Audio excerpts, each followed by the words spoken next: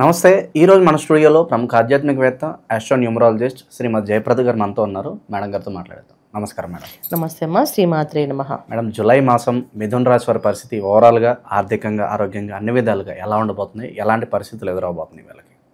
మిథున రాశి వాళ్ళకి ఈ మాసం ఏంటంటే అనుకూలమైన దానికన్నా ప్రతికూలంగా కనిపిస్తుంది. ఎక్కువగా అనుకూలం అనేది చాలా తక్కువగా కనిపిస్తుంది.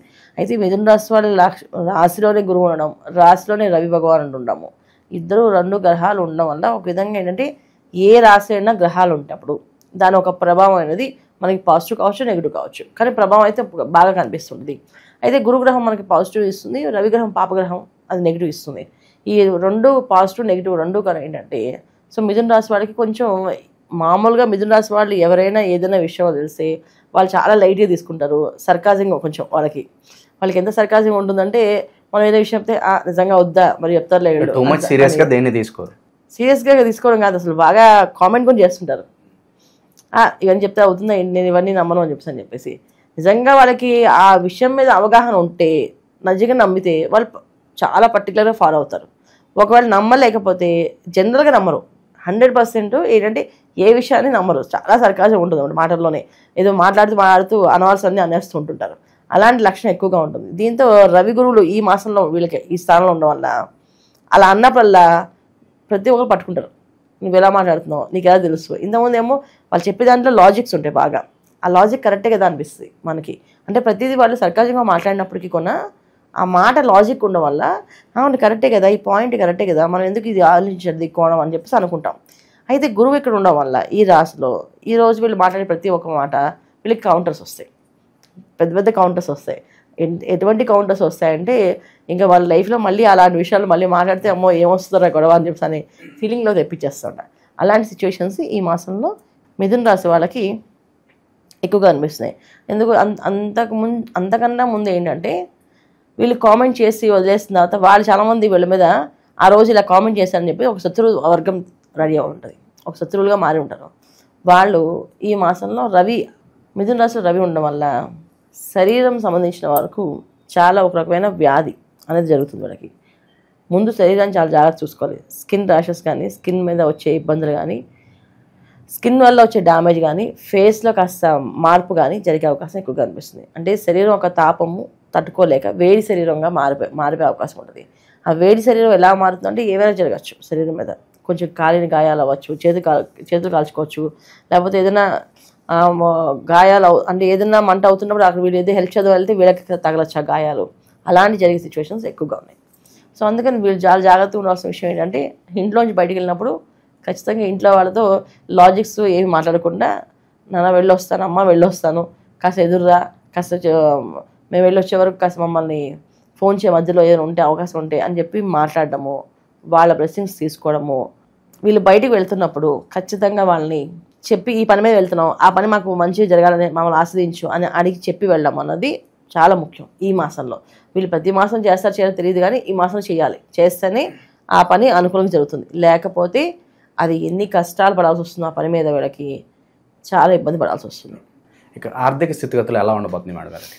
ఆర్థిక పరిస్థితి అధికంగా ఖర్చులు, విపరీతమైన ఖర్చు. ఎందుకంటే ద్వితీయంలో బుధుడు, వీళ్ళకి కర్కాటకంలో బుధుడు నీళ్ళల్లో ఖర్చు పెట్టేస్తాడు డబ్బులు. నేను అస్సలు ₹1 కూడా ఉంచడు.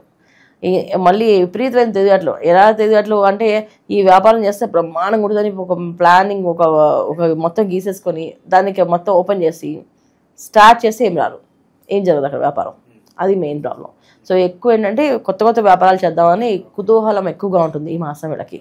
కొత్త వ్యాపారాలకి ప్రయాణాలు, కొత్తగా ప్రారంభాలు చేస్తూ ఉంటారు. దానివల్ల కాస్త నష్టమే కానీ లాభం అయితే ఉండదు. ప్రయాణం అంటే ఇక్కడి నుంచి వేరే ఊర్లో ఇప్పుడు హైదరాబాద్ నుంచి చెన్నై వెళ్ళి వ్యాపారం పెడదాం అనుకున్నారు. చెన్నై వెళ్ళడము, రాను పోను తిరగడం ఉంటుంది. అక్కడ వ్యాపారం ప్రారంభం అవ్వదు. అలాగే బెంగళూరు అనుకుంటారు, బెంగళూరు రాను పోనీ వెళ్ళడమే ఉంటుంది, ప్రయాణమే. అక్కడ వ్యాపారం జరగదు. అలాగే కన్స్ట్రక్షన్స్ ఎక్కువ చేద్దాం అనుకుంటారు. ఈ కన్స్ట్రక్షన్స్ విషయంలో ల్యాండ్స్ చూడవే సరిపోతుంది వాళ్ళకి. మొదలుపెట్టడం ప్రారంభం అవ్వదు.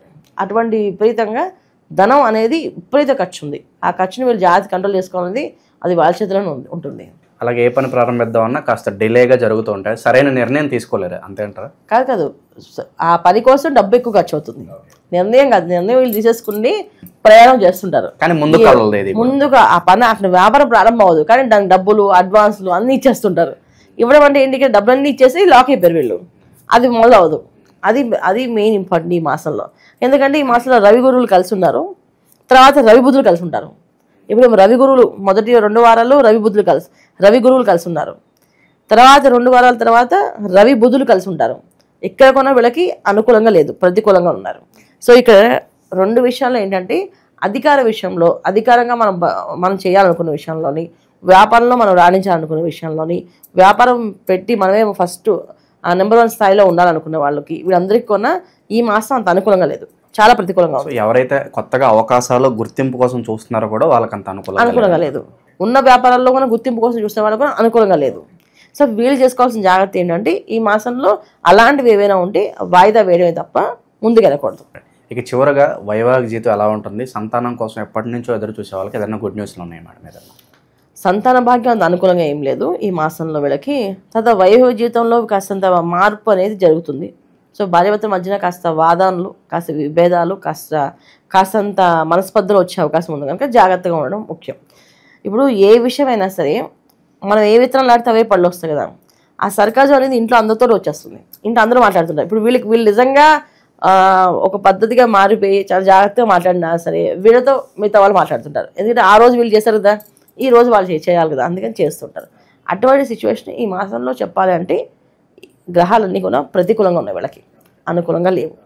అందువల్ల ఏంటంటే దైవనామస్మరణ చేయడము, దైవాన్ని ఆరాధించడము, పెద్దవాళ్ళని గౌరవించడము, ఇంట్లో వాళ్ళకి కాస్త చెప్పి బయటికి వెళ్ళడము, శుభశకునాలు చూసుకొని బయటికి వెళ్ళడము, ఇది చాలా చాలా ముఖ్యం వీళ్ళకి. ఎక్కువగా ఏ దైవాన్ని ఆరాధిస్తే బాగుంటుంది అంటారు, ఎలాంటి పరిహారాలు చేస్తే బాగుంటుంది అంటారు మేడం? ప్రతినిత్యము అండి శ్రీం నమశివాయ అనే మంత్రాన్ని, అంటే లక్ష్మీ అమ్మవారిని, శివుణ్ణి ఆరాధిస్తుండాలి, అలాగే గురువుని ఆరాధిస్తుండాలి.